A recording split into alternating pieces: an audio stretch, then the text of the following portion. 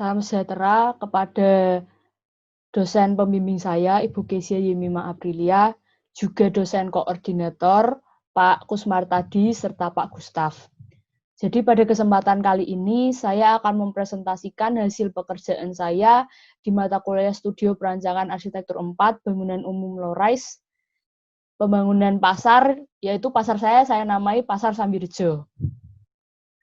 Nah, isu yang ada dalam pembangunan pasar ini adalah Semarang itu adalah salah satu kota di Indonesia yang memiliki banyak kebudayaan dan keunikan. Oleh karena kebudayaan dan keunikannya tersebut, tentu saja banyak sekali wisatawan yang tertarik dan ingin datang.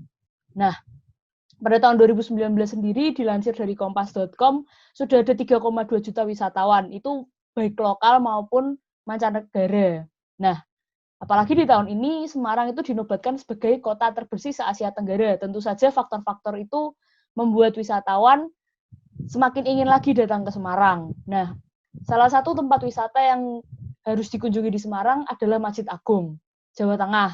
Masjid ini, seperti namanya, adalah masjid terbesar se-Jawa Tengah yang dapat menampung kurang lebih 25.000 jamaah. Tentu saja wisatawan yang datang ke Semarang tidak akan mungkin pulang dengan tangan kosong. Oleh sebab itu mereka pasti membeli oleh-oleh. Tetapi di sekitar Masjid Agung ini, menurut pengamatan saya sangat sedikit sekali toko ataupun bangunan yang mengakomodisir oleh-oleh begitu. Jadi sangat jarang dan wisatawan itu harus pergi ke Pandanaran dulu untuk membeli, tidak ada yang dekat dari Masjid Agung. Karena faktor tersebut akhirnya dibangunlah Pasar Sambirejo ini dengan komoditas utamanya oleh-oleh, kemudian komoditas pendukungnya adalah agamis seperti hijab, gamis, dan lain-lain, untuk memenuhi kebutuhan wisatawan yang datang ke Masjid Agung itu, seperti itu. Kemudian saya namai Pasar Sambirejo. Sambirejo sendiri adalah wilayah di situ, di Jalan Tundo Sambirejo, maka dari itu saya ambil saja namanya Pasar Sambirejo, seperti itu.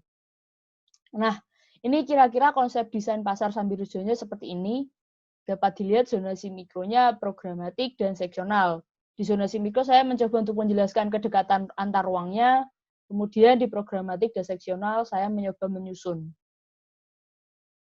Kemudian ini adalah analisis tapak. Analisis tapak terhadap aksesibilitas itu di sana terdapat trotoar yang lebarnya adalah 1 meter. Jadi dapat dilewati oleh 2 orang dalam waktu yang bersamaan. Juga jalan Jolotundo yang terdapat di depan tapak ini itu dapat dicapai melalui Jalan Era Kartini, Kampung Kali, dan Gajah. Lalu analisis tapak terhadap angin. Angin malam hari itu berasal dari utara, sedangkan yang pagi hari berasal dari timur. Nah, karena itu saya mengakali dengan memberikan vegetasi di bagian utara dan timur tapak itu untuk memperlambat angin dan menyaring udara. Kemudian analisis tapak terhadap garis edar matahari seperti yang dapat dilihat di gambar, kira-kira seperti itu, arah matahari itu beredar. Dan di sana itu cahaya matahari cukup terik. Jadi saya juga mengakali dengan memberikan vegetasi agar bangunan dan tapak juga menjadi teduh. Kemudian analisis tapak terhadap utilitas, terdapat 3 sutet, 3 lampu jalan dan panel, kemudian saluran drainase, kemudian view-nya juga terdapat view yang positif di bagian timur karena langsung melihat Masjid Agung, negatif di sisi sebaliknya karena berdekatan dengan bangunan lain, dan normal di arah utara dan selatan. Nah, ini form finding-nya. Jadi saya menggunakan grid 6x9, kemudian saya susun seperti ada gambar di presentasi seperti itu, kemudian saya tumpuk 4 lantai. Nah, kenapa saya memiliki 2 masa? Itu karena saya berpikir masa yang satu itu untuk komoditas oleh-oleh, dan yang satunya lagi itu untuk komoditas agamis. Jadi saya ingin semisal pengunjung memang ingin mencari oleh-oleh, maka mereka dapat dengan gampang mencari di masa bangunan yang satu, yang isinya hanya oleh-oleh semua, begitu, sampai atas. Tapi kalau misalnya ada pengunjung yang hanya ingin melihat hijab atau gamis, mereka dapat menuju ke masa bangunan yang satunya. Jadi tidak tercampur antar komoditas seperti itu. Kemudian ini ada volumetric diagram. Lalu ini situasinya seperti ini. Yang di pojok kanan itu adalah foto dari Google Earth.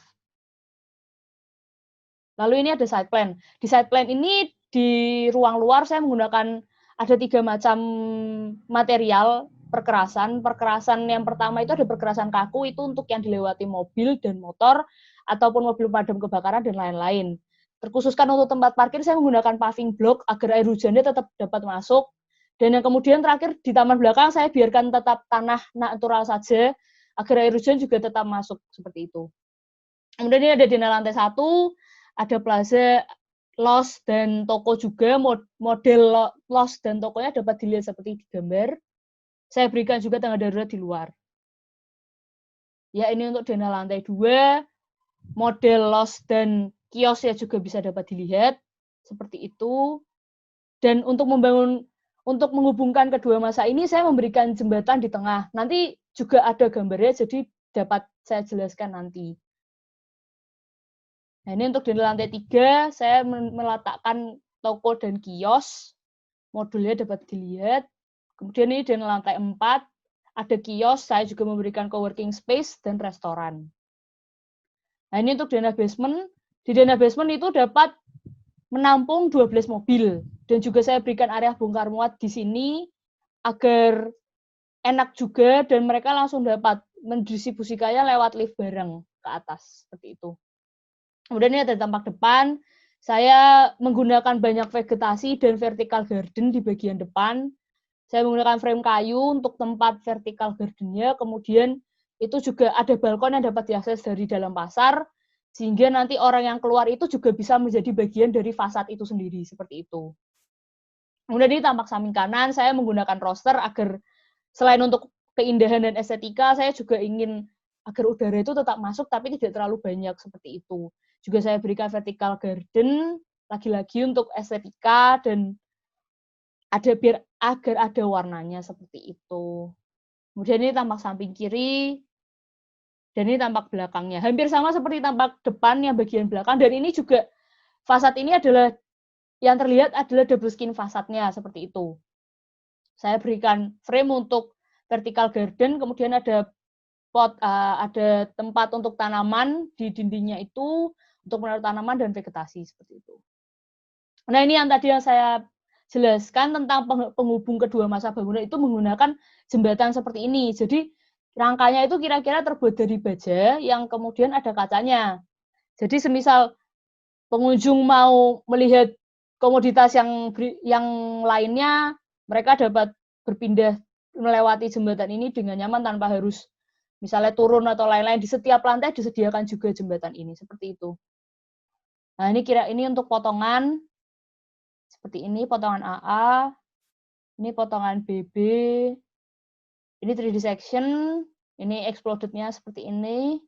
Nah, ini adalah render eksterior. Ini untuk render eksterior juga di bagian belakang. Maaf. Ini untuk render interior, kira-kira di coworking space-nya akan terlihat seperti ini. Kemudian ini restoran. Saya menggunakan meja yang berkeliling seperti itu, yang penjualnya akan ada di tengah, dan meja itu bisa untuk mendisplay makanan, seperti itu. Nah, kemudian ini kira-kira render interior di bagian kiosnya, khususnya ini di lantai 4. Nah, ini yang di lantai 1 itu kan ada kolam, juga ada taman. Jadi kira-kira rendernya seperti ini. Begitu saja dari saya. Terima kasih atas waktu yang telah diberikan. Terima kasih.